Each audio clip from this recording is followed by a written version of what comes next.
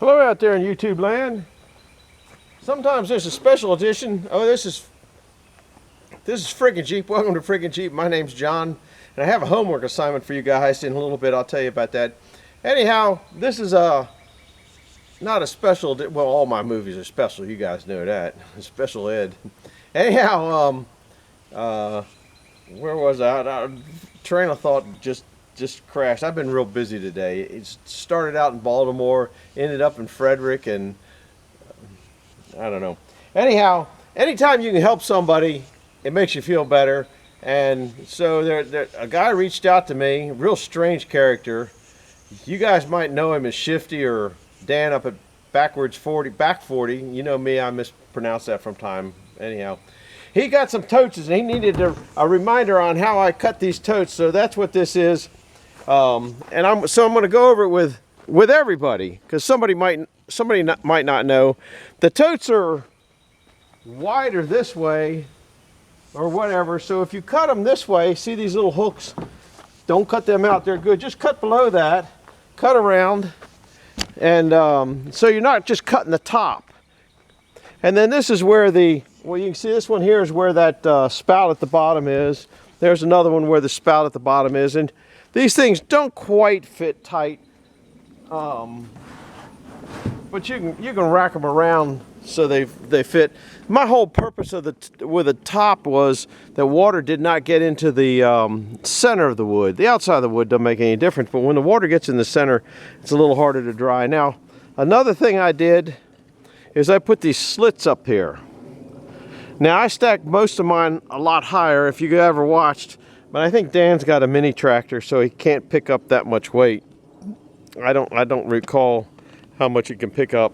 And these are stacked. If you just throw it in, you could probably, but then you can't stack it above. And I also put these rails here to stack it up this way.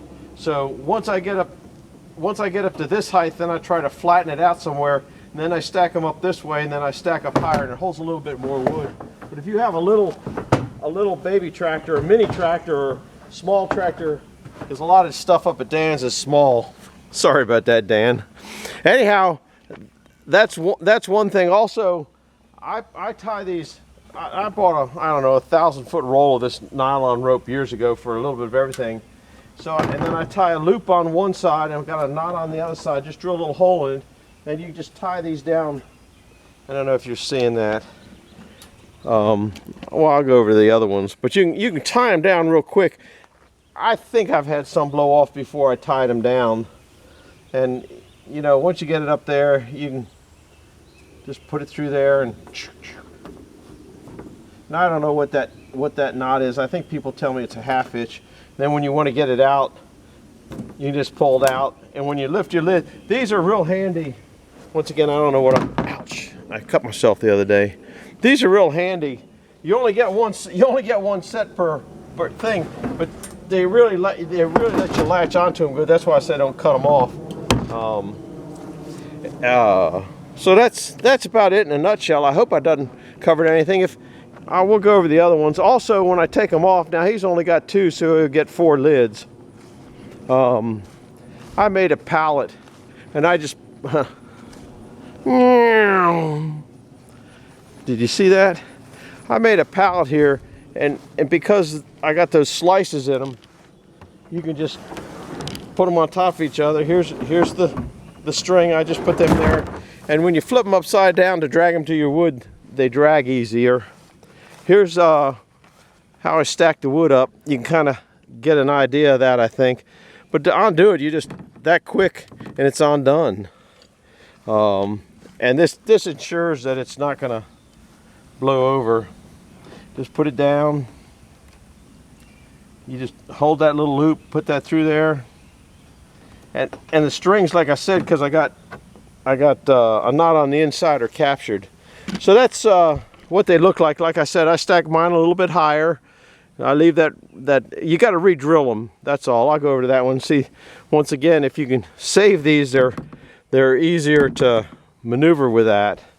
But you can save one on one side, and you don't save one on the other side, or something like that. I don't know what it is.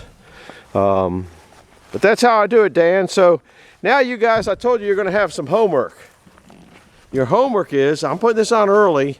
If you catch this before the Friday Night Live at Dan, because today is Friday, this is real-time Friday, you got to go to Dan's Friday Night Live and pester him, say freaking Jeep has got something for you. Have you got it yet? I also got something else for him, but I got to mail that to him. But I just haven't got around to it. Anyhow, that's that on that. There's another one covered up over there. There's another one covered up over there. And like I said, this lets any moisture that would come up the top from condensating and falling down into the wood. And that's for keeping the main rain off the top. They also, when they're like this, the good and the bad of this is it moves the water away, so when it splashes, it doesn't get up on the wood. But when you get them too close, the one on this side splashes on that one. So I got to work on that idea a little bit.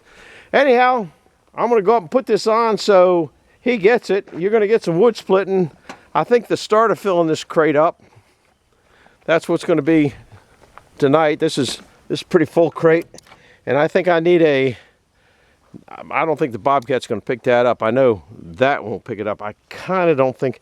In a month, the Bobcat could probably pick it up because that thing's probably going to lose 200 pounds in the first month. I wish I had a scale that I could put that whole rack on, but I don't. And I got to put my strap over the top. Anyhow, do me a favor. Watch the video, enjoy it, and then go up to Dan and tell him, learn how to put the tops on. We'll see you. Bye-bye. Out there in YouTube land. Well, I got the crate over here. I'll show you in a minute, or you'll find it someplace that I oiled up. That thing's just about bone dry. It is hot out here, so this ain't gonna be some fast splitting. I just put a few on here to kind of get me going. I'm having a hard time getting going. So I'm gonna do that. I think these are probably about 175 pounds a piece. This is that top limb that came off that mill. I don't know where I'm at in there. It came off that mill, came off that tree next to me. I still haven't figured out what I'm going to do with that, but that's the best wood. But this looks like it's be pretty good wood. There's a one in here, a double heart and that kind of stuff, but I'm gonna see if I can't whittle it down. You guys are gonna be closer than you've ever been before because I don't have a bunch of racks out and I don't feel like getting it. Did I tell you it was 95 degrees out, so it's gonna be slow splitting? The feels like temperature, yeah, I think I put you back just a hair further. The feel like temperature, they said, is 112. So this old geezer, this is if I get all this done, I'll be happy. I did buy a new switch I showed you, but I haven't put it on yet. That'll be later on. You got to take all this nonsense apart, which I don't even know if you can see it to do that. You got that. You got to put the choke on.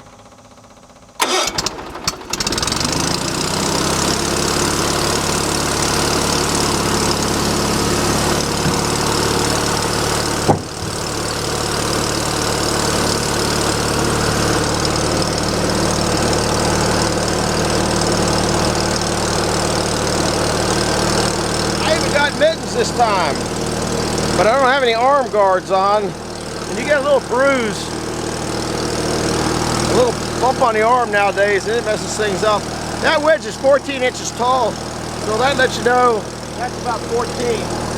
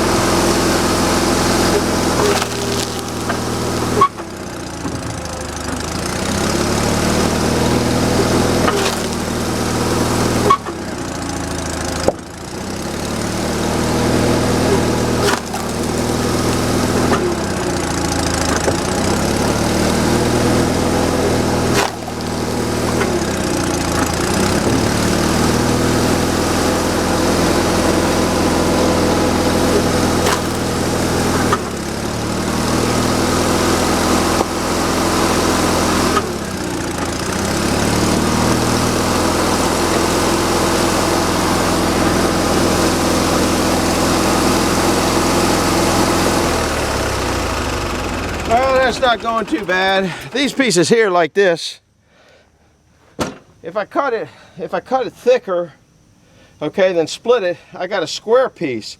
But the long is the same amount of, is a big piece of wood. It's like these are probably 6 or 7 inches. So it's like a 3 square. It's the same amount of wood, but it'll dry a lot faster this way. I got to get back to, I'm out of shape for splitting wood, guys.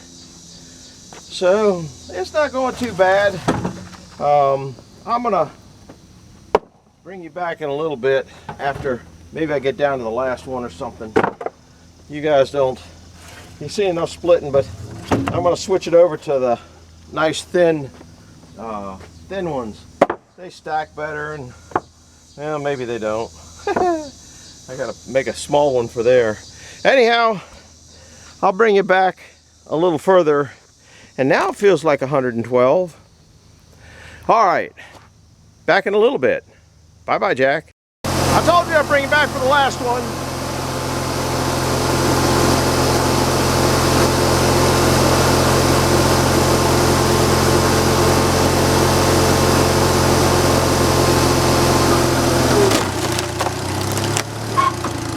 That's kind of tough, too.